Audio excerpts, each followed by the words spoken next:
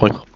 Aujourd'hui, je continue avec l'explication et l'introduction du graphe 7. Et on va s'intéresser spécialement au graphe 7 PO et PC.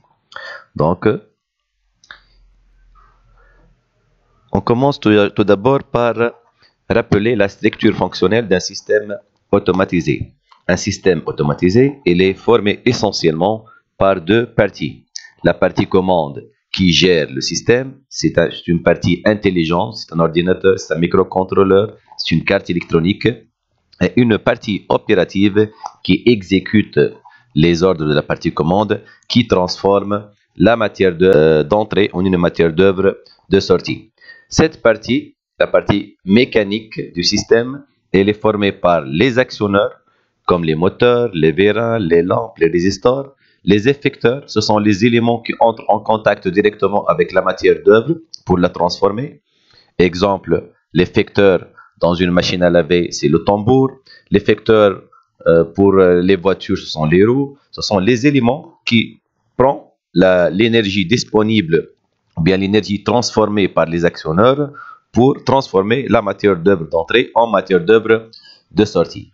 Mais pour faire la communication entre ces deux parties, la partie dite électrique ou bien électronique ou bien intelligente, PC, et la partie mécanique, PO, il faut avoir des éléments d'interface qui permettent de communiquer les ordres de la partie commande vers la partie opérative, les actionneurs, et qui permettent aussi de faire des comptes rendus, des informations de retour.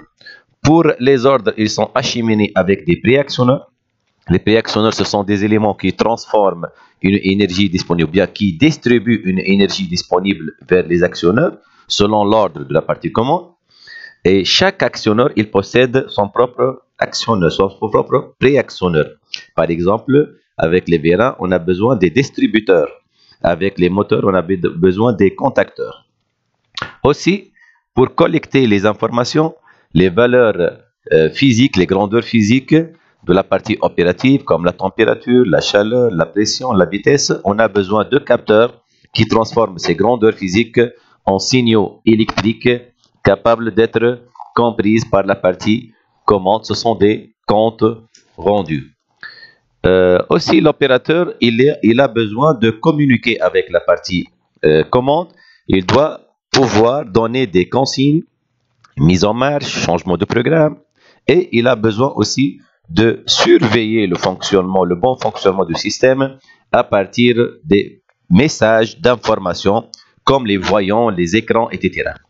Donc, voilà la partie, voilà la structure fonctionnelle d'un système automatisé. Pour cela, il y a deux types de graphe 7.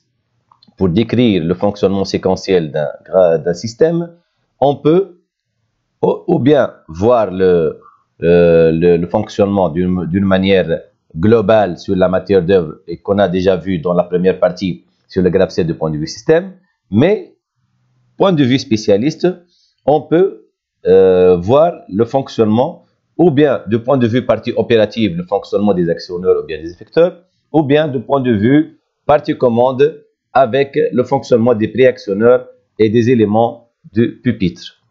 Donc, on va commencer tout d'abord par définir le graphe 7 du point de vue partie opérative. De quoi s'agit-il?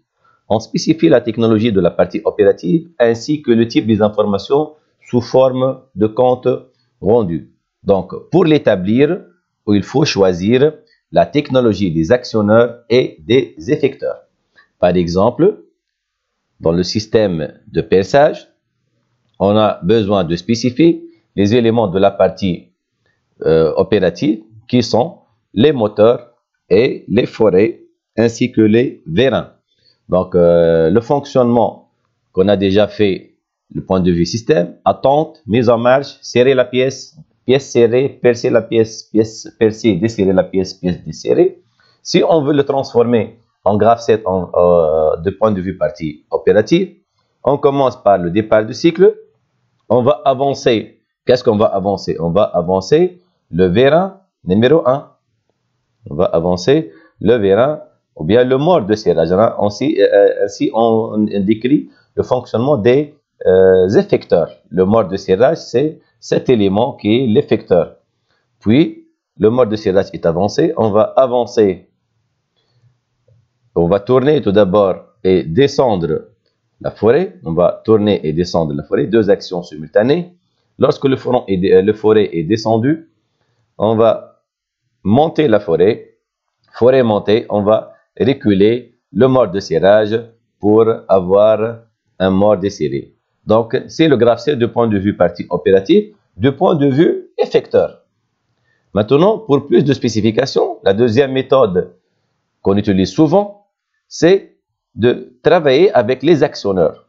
Pour dire sortir le vérin C, par exemple, on va écrire SC, c'est une normalisation. Sortir le vérin C. Si le vérin s'appelle vérin C1, on va le changer par C1.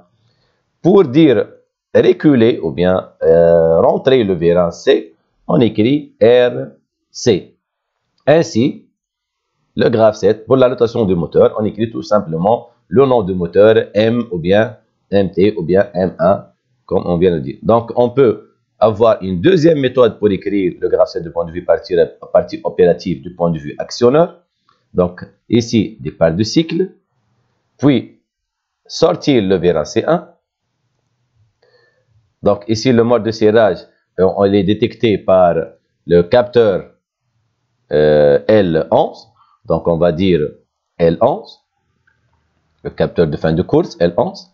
Puis, on va tourner et descendre le forêt. Donc, tourner le moteur, c'est-à-dire M, et descendre le forêt, c'est-à-dire sortir le vérin C2. Donc, tourner, c'est M, sortir le vérin C2. Donc, on va sortir le vérin C2.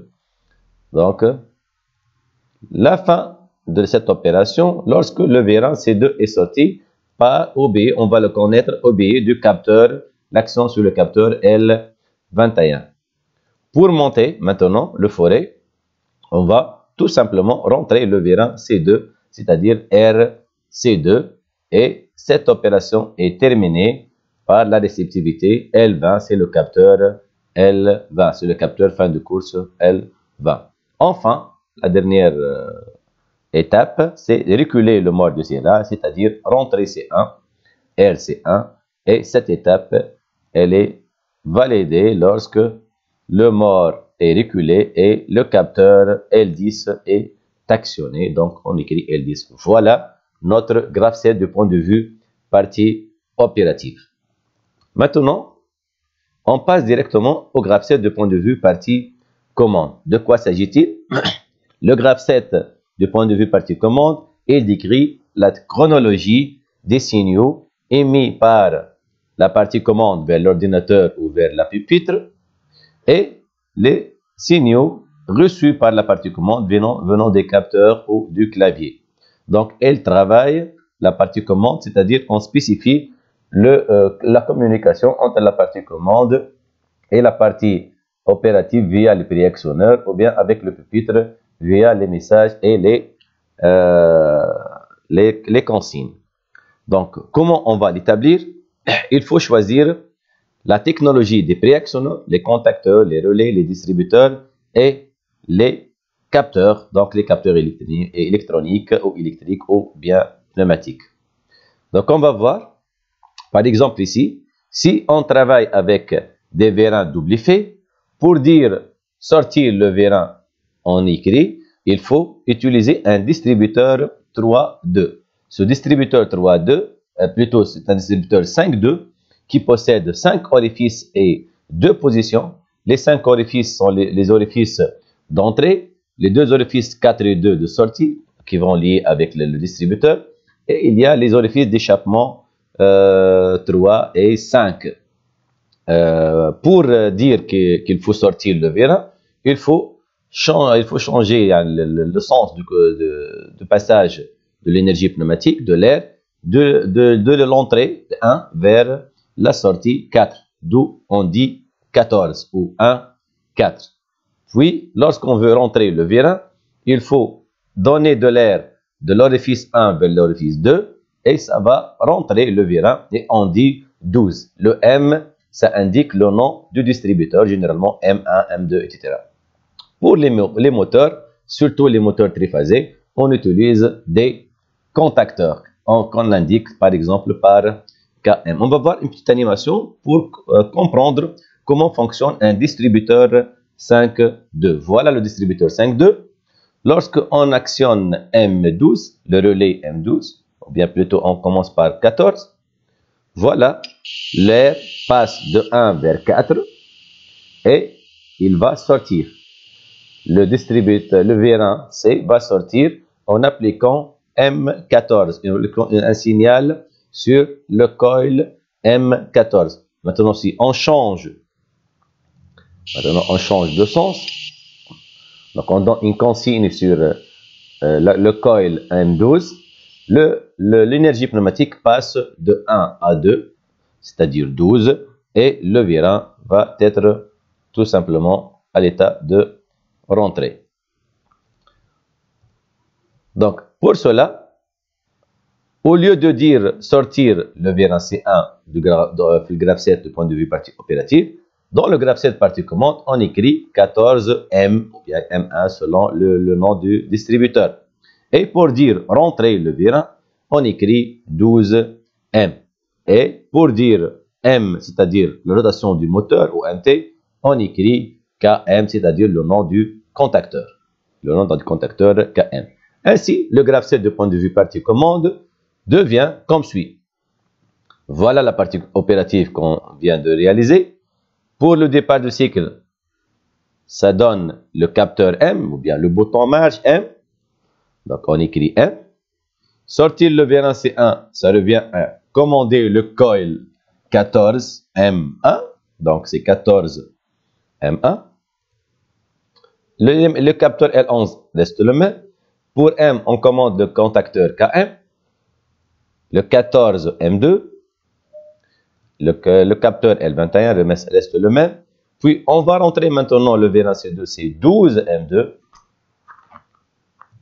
L20 et 12M1 pour rentrer le dernier V1 C1 et L10. Ainsi, on vient d'établir le graphe 7 du point de vue partie commande.